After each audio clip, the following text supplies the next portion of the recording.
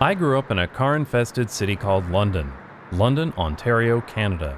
Today I want to talk about a road widening project that was proposed there a few years ago because it's an interesting case of what could be a turning point in car dependency.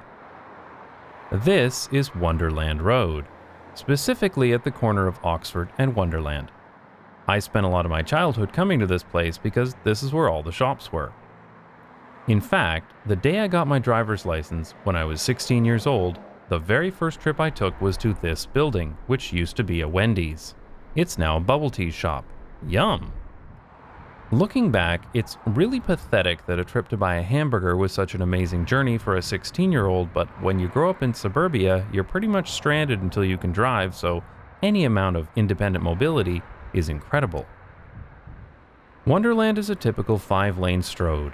2 driving lanes in each direction with a center turning lane and lined with commercial properties and side streets. A stroad is a street that's designed more like a highway, and if you want to know more, you'll have to watch my previous video about it.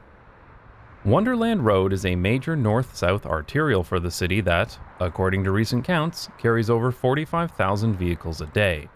This was considered to be a problem, so the city was preparing to undertake its largest infrastructure project in history, to take 8 kilometers of this 5-lane stroad and widen it to a 7-lane stroad.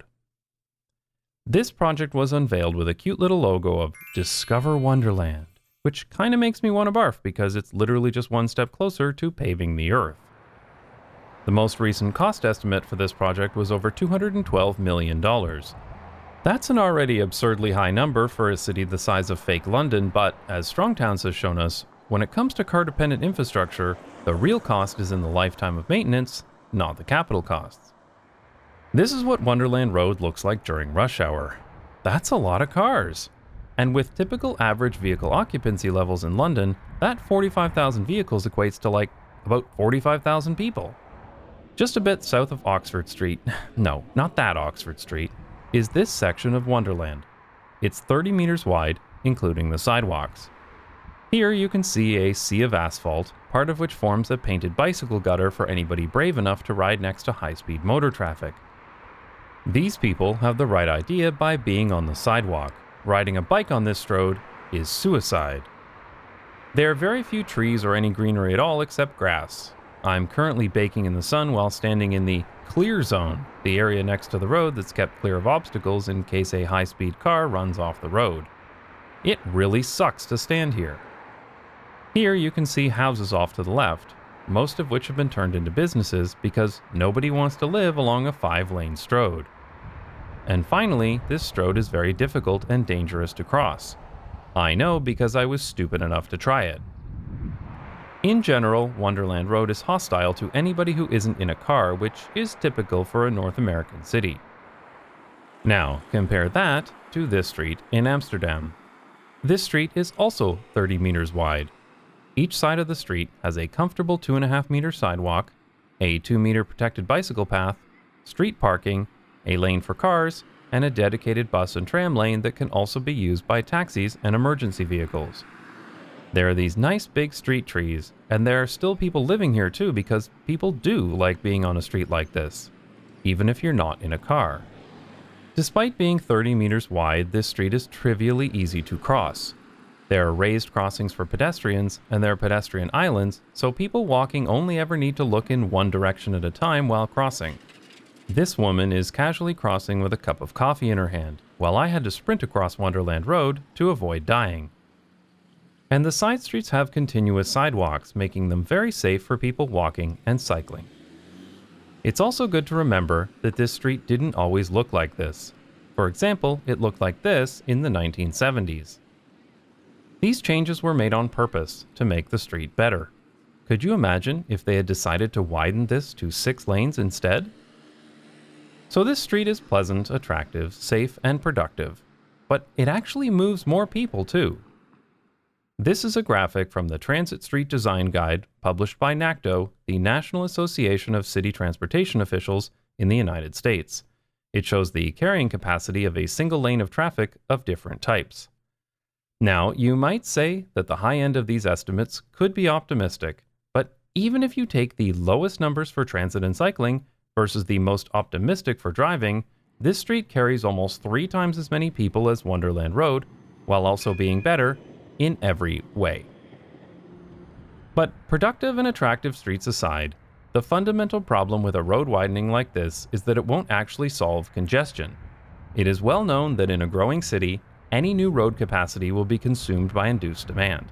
So the largest infrastructure project in the city's history would result in over a decade of construction, followed by a year or two of improved traffic flow, and then the city will be in exactly the same situation as before, but with an even bigger maintenance liability and a lower quality of life for just about everyone, especially those who aren't in a car.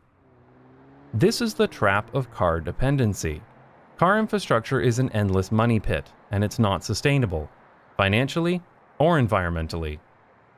So you might be thinking, this all seems pretty typical for a North American car-dependent hellscape like fake London, so why is this even worth mentioning? Well, the remarkable part is what happened last month. London City staff issued a report that analyzed all upcoming transportation projects through a, quote, climate lens, and this report says all the right things. Widening of this corridor will have significant impacts to the environment and climate change associated with increased greenhouse gas emissions. Roadway widening to solely accommodate general traffic leads to induced travel demand with additional trips, no mode shift incentive, and a return to congestion. Widening to 6 lanes would have a negative impact on the streetscape and impact connectivity and accessibility across the corridor. 6 lanes? You gotta be f***ing kidding me. Okay, I made up that last one. But the really amazing part is that London City Council agreed. They voted 9-5 to agree with staff recommendations to cancel the road widening project and to consider the traffic congestion problem as part of their wider mobility master plan. This is the best news to come out of London, Ontario since the guy who runs Not Just Bikes. But while this is a very welcome change and hopefully a sign of better things to come for my much maligned hometown, there's still a chance that this project could rise again just with a little bit of greenwashing. While North American traffic engineers may talk a lot about complete streets, the actual outcome is far too often a complete stroad.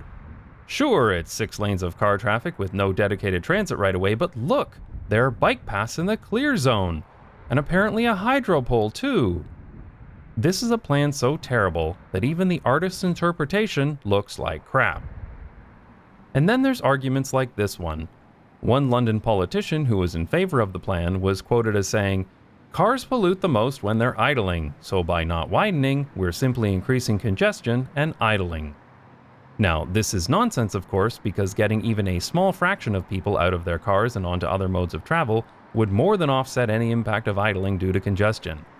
I do love it though when suburbanites suddenly care an awful lot about the environment, as long as the solution is to let them drive everywhere and as fast as they want. And finally, there's the issue of transit. There is no doubt that public transit is the most efficient way to move large volumes of people, by far, but not all transit projects are equal. Wonderland Road has a bus route that runs the entire length of the area that was due to be widened. But since the buses get stuck in the same traffic as the cars, nobody will ever take the bus if they can afford to drive. The fundamental problem is that most of London is sprawling car-centric developments of primarily single-family homes. This kind of environment makes it almost impossible to build high-quality transit accessible by enough people to make it worthwhile. Transit should be used as a catalyst to build great places, not as a band-aid on top of car-dependent infrastructure. The city needs to build high-quality transit with its own right-of-way and then encourage the development of mixed-use walkable neighborhoods around those transit lines. I'd really like to see London take this cancelled road widening project as an opportunity to change for the better, but I'm not very optimistic. The city had a bus rapid transit plan, which itself was a downgraded LRT plan, but they've recently chopped off 2 lines, including the western one that would have intersected with Wonderland, the stroad that apparently had such crippling traffic that they were about to spend over $200 million on it.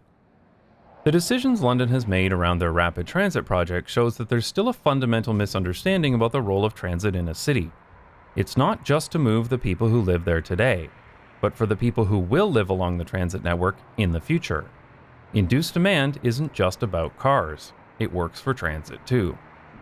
But climate emergencies and mobility master plans aside, London needs to ask itself one important question. Why did it ever think it needed 6-lane stroads for a city of only 400,000 people? And how can a city of this size not have any rapid transit of any kind?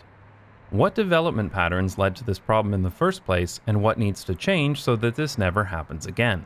Because if they don't resolve this fundamental issue, they'll be constantly throwing good money after bad car infrastructure.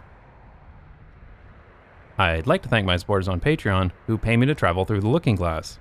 If you'd like to support the channel and get access to bonus videos, visit patreon.com/notjustbikes.